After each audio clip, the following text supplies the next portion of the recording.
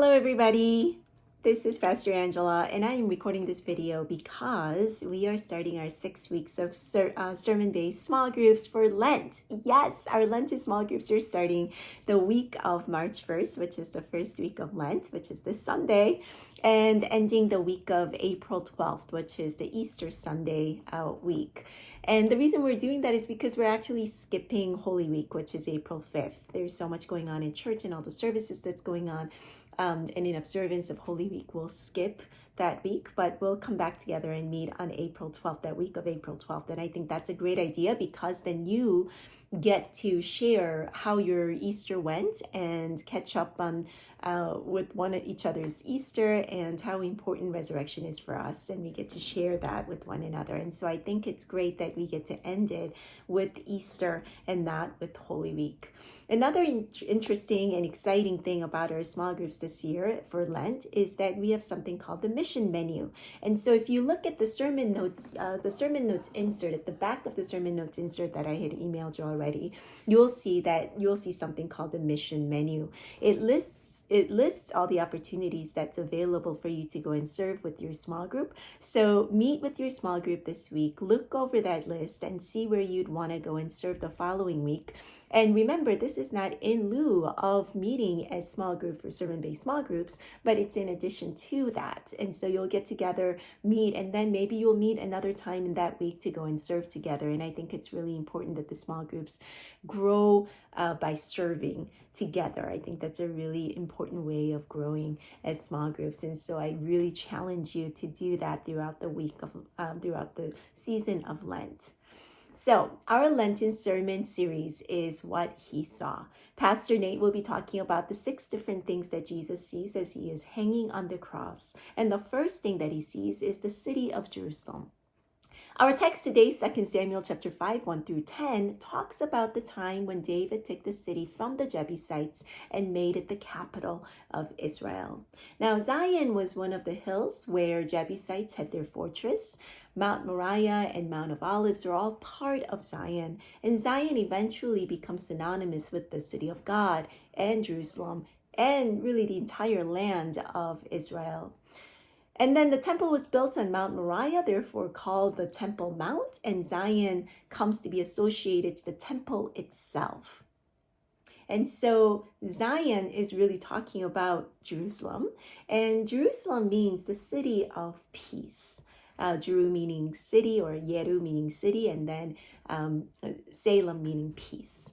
The focus of today's sermon will be on Zion, the city of David, Jerusalem, one of the oldest cities in the world. Now, David's coronation, David becomes king in the oldest Jewish city that is still occupied today, which is Hebron.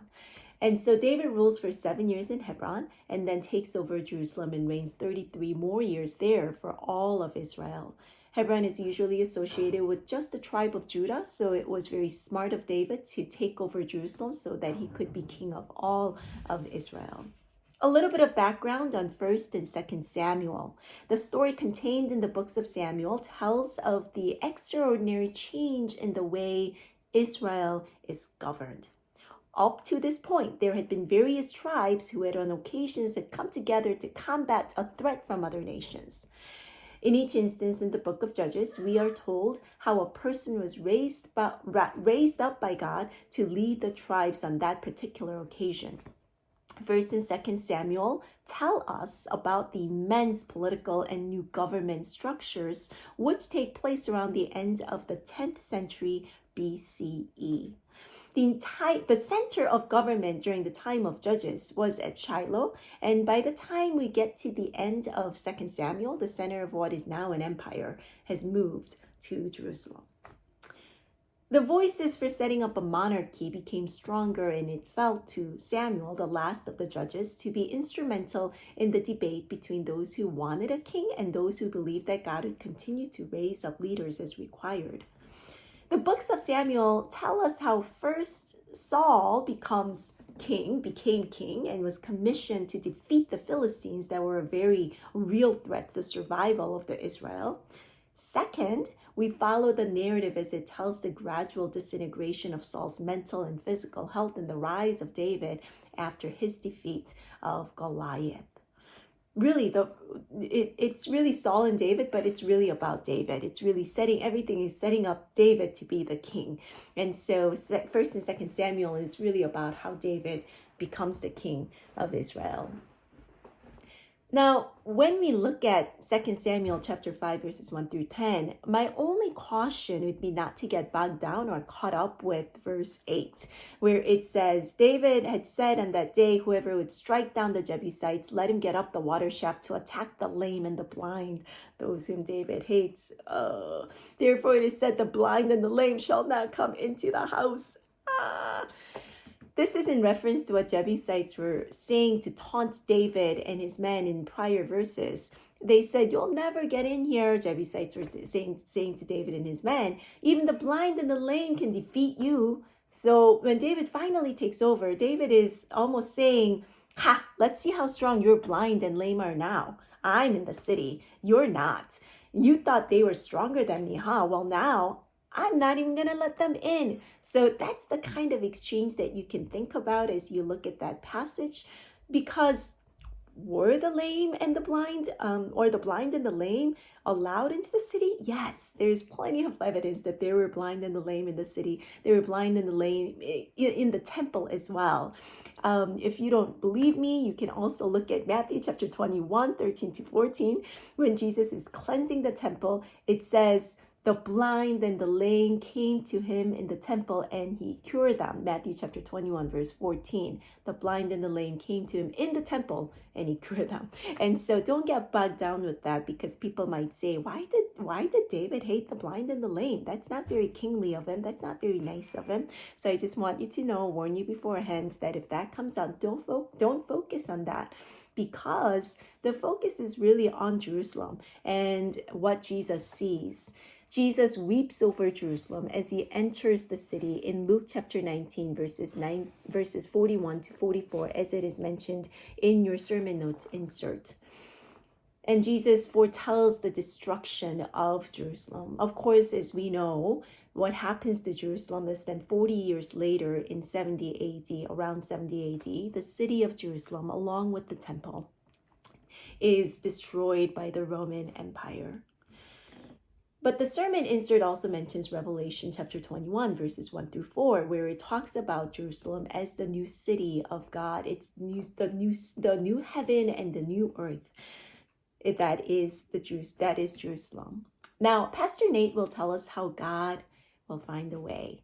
As God found a way for David to be king over Israel in Jerusalem, as God found a way through Jesus to bring us redemption, God will find a way even when there seems to be no way. Even when Jerusalem is destroyed and the city of God is destroyed, God will find a way. In today's passage, 2 Samuel chapter 5, 1 through 10, the final verse says, verse 10, and David became greater and greater, for the Lord, the God of hosts, was with him. Jesus says to us, I am with you. I am with you is a word of empowerment, whether it is the ability to trust, to carry out your day-to-day vocations, or to face all of the challenges of life, including our mortality. God says, I am with you. And it means that we have the promise of strength and encouragement to do what we have to do, what we have been called to do. God is with you. God is with us. God is with our small groups. How bad things may get, God is with us, and God will find a way. So I just wanted to close with Isaiah 43, verses 16 through 21. This is what the Lord says. He who made a way through the sea, a path through the mighty waters, talking about the crossing of the Red Sea. See, I am doing a new thing. Now it springs up. Do you not see it? Do you not perceive it? I am making a way in the wilderness and streams in the wasteland, to give drink to my people, my chosen ones, the people I formed for myself, that they may proclaim my praise.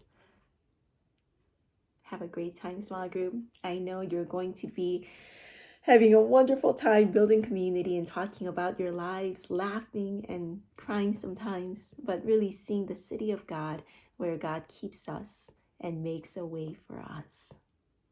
Peace out.